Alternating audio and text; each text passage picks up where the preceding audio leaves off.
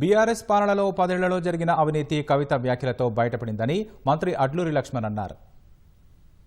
2014 నుంచి 18 నుంచి 23 వరకు 10 సంవత్సరాలు ఈ రాష్ట్రాన్ని పరిపాలించింది కల్వకుట్ల చంద్రశేఖరరావు, కల్వకుట్ల హరీష్ రావు, కల్వకుట్ల కేటీఆర్, కల్వకుట్ల కవితమ్మ, మన సంతోష్, హ్యాపీబాబు, వీళ్ళందరూ కలిసి 10 సంవత్సరాలు ఈ రాష్ట్రాన్ని లూటీ చేసి కాళేశ్వరం 1,00,000 కోట్ల ప్రజాధనాన్ని లూటీ చేసి ఇలా దొంగలు బయటపడ్డాక నువ్వు దొంగ అని చెప్పి వాళ్ళ మీద వాళ్ళు అలిగేషన్లు చేసుకుంటా వాళ్ళు చేయబట్టే నా తండ్రికి ఈ గతి పట్టిందని కవితక్క మాట్లాడినాక మళ్ళీ ఇలా కవితక్క సుఖంపు లెక్క నీ నిజాయితీవంతు లెక్క ఇలా కాంగ్రెస్ పార్టీ రేవంత్ రెడ్డి గారికి హరీష్ రావుకు సంబంధం ఉందని చెప్పి అంటగట్టేది ఎంతవరకు సమంజసమని జరుపుతున్నా.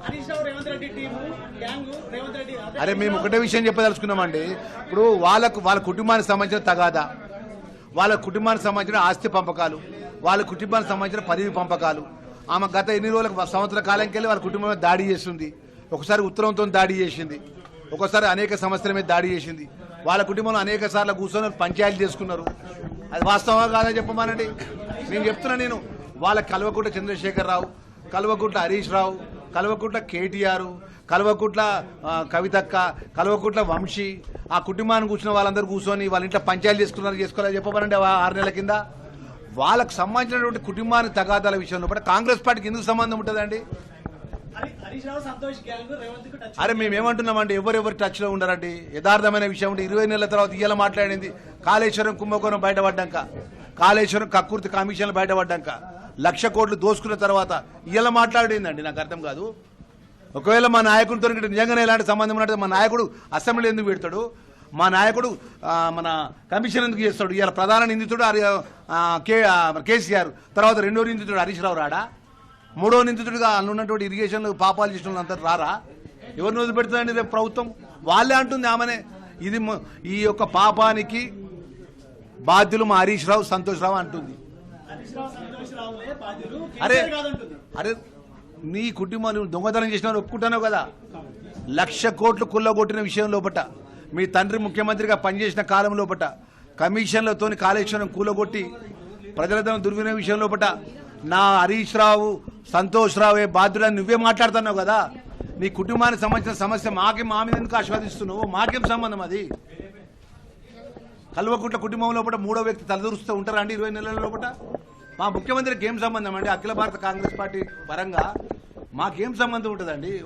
మేము ఈ రోజు ఇవాళ మా ముఖ్యమంత్రి రేవంత్ రెడ్డి గారి నేతృత్వంలో కూడా కానీ, మా పిసిసి అధ్యక్షులు గారు కానీ ఇవాళ మేము ఇలా గ్రీవెన్స్ సెల్ వచ్చి కూర్చున్నామండి. ఎందుకు కూర్చున్నామండి? ఇవాళ మంత్రి మేము ఒక 2 నెలల లోపల కూడా ప్రజల సమస్యలు తెలుసుకుందామని ప్రతి బుధవారం మేము ప్రజల మధ్యలోకి వచ్చి పనులు చేస్తున్నామండి. ఈ సమస్యలు మాకు తెలియదండి. కుంభకుమారులు, ఈ దోసుకునుడు, ఈ దాసుకునుడు, ఈ పదవుల పంచాయతీలు మాకేం సంబంధం అండి?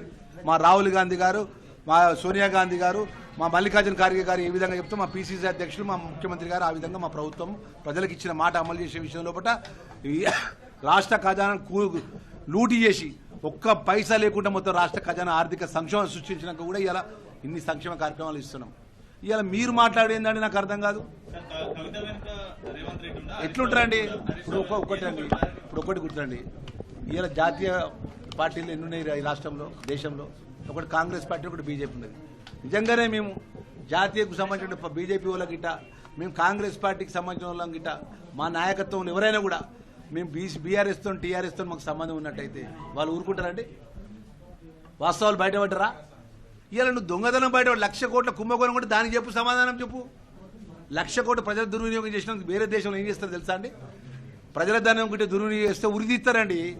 100% అబద్ధం అండి, పచ్చి అబద్ధం అండి. ఇవాళ తప్పు జరిగింది. 20 నెలల తర్వాత ప్రభుత్వం మీద నువ్వు అభియోగం చేసిన ఏంటండి? నీకు వాస్తవం తెలుస్తాం, ఆ వాస్తవం తెలిసిన రోజే మాట్లాడాలి. 1,00,000 కోట్ల కుంభకోణం బయటపడి కేంద్రంలో ఉన్నటువంటి అత్యంత సిబిఐకి నీకు ఆ కేసును అప్పచెప్పినాక, ఆ కేసును అప్పచెప్పి 1,00,000 కోట్ల కుంభకోణం బయట పెట్టినాక ఇవన్నీ తప్పుడు ఆరోపణలండి. ఇవి చాతగాని మాటలండి, అబద్ధం మాటలు, గ్లోబల్ ప్రచారం అండి. మొదటి నుంచి కూడా తెలంగాణ ప్రజలకు తెలుసు. ఒక అబద్ధాన్ని ఎంత తెలివిగా నిజం చేయాలని ప్రయత్నిస్తారో కల్వకుట్ల కుటుంబానికే చెల్లు. ఇలా మా కవితకు నిజంగా మా కవితకు చిత్తశుద్ధి ఉంటే, కేసీఆర్ చిత్తశుద్ధి ఉంటే ఏం చేయాలి? లిక్కర్ కేసు అయినా తెల్లారా పార్టీకి సస్పెండ్ చేయాలి. ఎప్పుడు చేయాలన్నా? అరే నువ్వు ఆమెను సస్పెండ్ ఇలా చేసింది కదా, ఎప్పుడు చేయాలి సస్పెండ్? ఎప్పుడు చేయాలన్నా?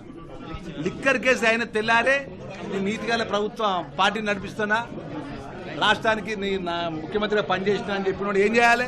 లిక్కర్ అయిన తెల్లారే బిడ్డను సస్పెండ్ చేయాలి.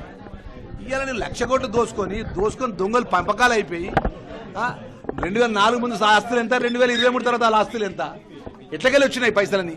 విల్లాలు ఎక్కడికెళ్ళి వచ్చినాయి, ఫామ్ హౌస్లు ఎక్కడికెళ్ళి వచ్చినాయి, జనవాడల భూములు ఎక్కడికెళ్ళి వచ్చినాయి, ఎక్కడికెళ్ళి వచ్చినాయండి ఇవన్నీ? దోసుకున్న పైసలే కదా.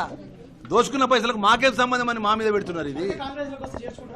అరే ఎట్టి